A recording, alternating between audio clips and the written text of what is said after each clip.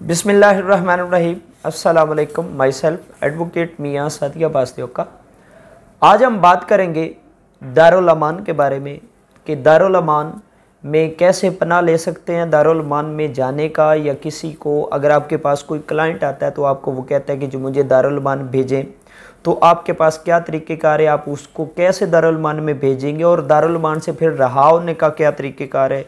और दारुल अमान में अगर कोई लड़की चले जाती है और उसका कोई रिश्तेदार, उसकी वालदा, वालिद या दीगर बहन भाई, कोई भी अजीज़ व क़रीब उससे मुलाकात करना चाहता है, तो उससे मुलाकात का क्या तरीक़ेकार है।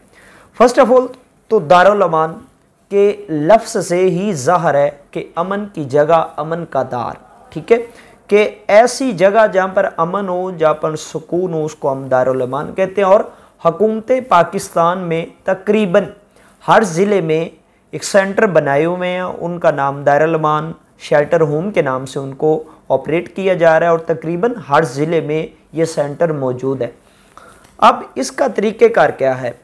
अगर आपके पास कोई ऐसा क्लाइंट आता है कि वो कहता है कि मैंने जी दारुल अमान जाना और मुझे दारुल अमान भेजे, ठीक है, तो आपने मुतलका जो जुडिशल मजिस्ट्रेट होता है उसके पास एप्लीकेशन लिखनी है, जिस जगह से पे वो लड़की रहाइश पजीर हो, ठीक है, उसके एड्रेस के मुताबिक कि वो कौन से थाने की हदूद में है, उस थाने का जो जुडिशल मजिस्ट्रेट है, ठीक है, उसके पास आपने एप्लीकेशन लिखनी है।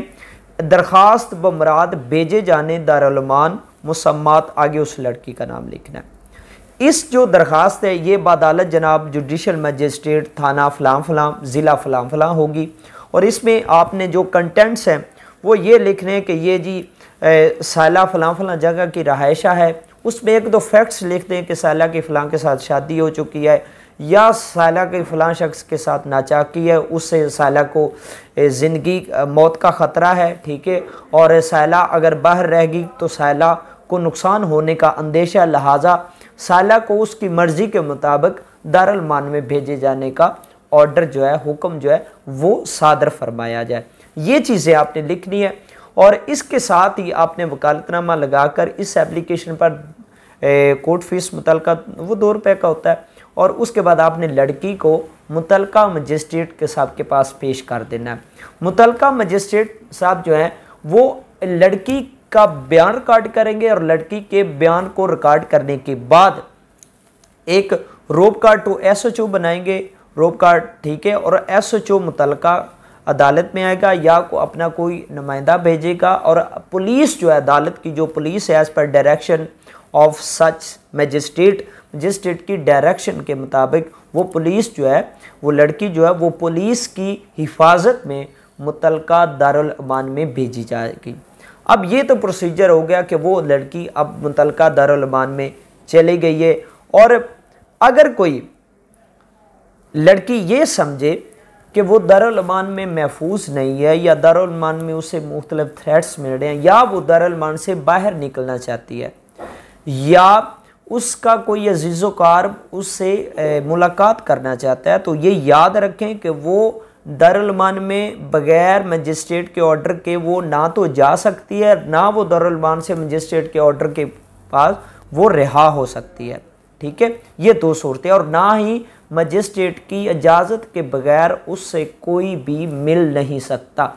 अब पहली सूरत के वो अगर वापस आना चाहे, वो आज़ाद होना चाहिए, अपने घर जाना चाहे, तो इसका क्या तरीक़ेकार है। अगर तो उस लड़की की तरफ से ही आपने एप्लीकेशन फ़ाइल करनी है, तो सबसे पहले आप वकालतनामा फ़िल करके, जैसे हम जेल में भेजते हैं कैदी को, ऐसे ही आपने वकालतनामा फ़िल करके दारुल अमान में भेजना है। दारुल अमान वाले उस लड़की के अंगूठा साइन वगैरह करवा के वो उस वकालतनामे को वेरीफाई करके आपको वापस कर देंगे। आप उस वकालतनामे की बेस पर आपने एक एप्लीकेशन लिखनी है कि मैं फ़लाँ फ़लाँ जो मेरी साला, यानी कि साला फ़लाँ फ़लाँ दिन को फ़लाँ फ़लाँ आपके ऑर्डर के मुताबिक दारुल अमान जा चुकी है, और अब साला की ज़िंदगी को कोई ख़तरा नहीं है, ठीक है, लिहाजा साला को तलब फरमा कर उसके बयान के मुताबिक उसको रहा किए जाने का हुक्म सादर फरमाया जाए। और इसका जो उन्वान हो वो ये है कि दरख्वास्त बमराद वापसी दारुल अमान मुसम्मात फ़लाँ फ़लाँ। अब इसमें जो अदालत है आपके एप्लीकेशन को इंटरटेन करने के बाद मुतलका SHO को ऑर्डर करेगी, उसे रोक कर जारी करेगी और मुतलका जो पुलिस है वो दारुल अमान जाएगी। दारुल अमान से लड़की को बहिफाजत पुलिस वो अदालत में लेकर आएंगी। अदालत उसका बयान रिकॉर्ड करेगी और बयान रिकॉर्ड करने के बाद उसको उसकी मर्जी के मुताबिक भेज देगी। ठीक है, ये चीज़ें होगी।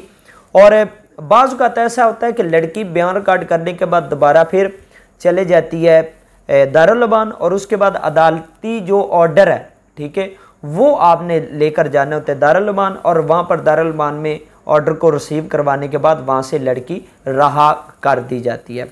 ठीक है, या अमूमन वो अदालत में ही रहा कर देते हैं।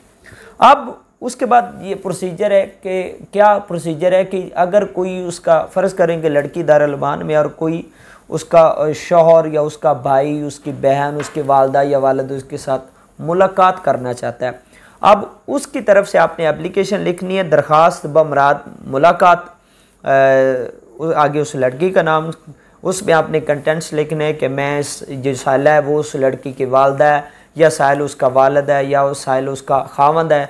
आज के ब्रीफ फैक्ट्स के मैं उसे मिलना चाहती हूँ, मेरी मुलाकात की जानी ज़रूरी है। तो अदालत जो है वो मुतलका दारुल अमान में रोक कर भेजेगी और अदालत उस लड़की को तलब करके उसका बयान पहले लिखेगी, उससे उसकी मर्ज़ी पूछेगी कि वो आया कि इस साइला के साथ, अपनी माँ के साथ या अपने इस रिश्तेदार के साथ जाना चाहती है या नहीं।